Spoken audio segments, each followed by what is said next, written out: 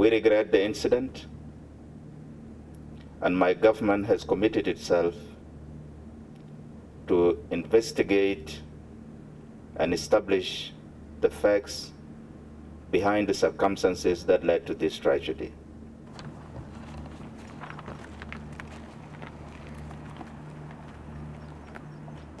I welcome the expression of determination of the government of South Sudan to conduct an investigation immediately and to bring to justice those who are accountable. Both the Vice President and the President of the Republic of South Sudan have personally conveyed this strong message to me on Saturday, and they are committed to let nothing like this ever happen again.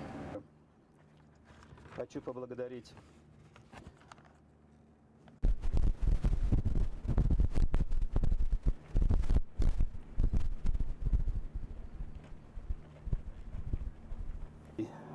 в труднопроходимых условиях без таких людей, как экипаж.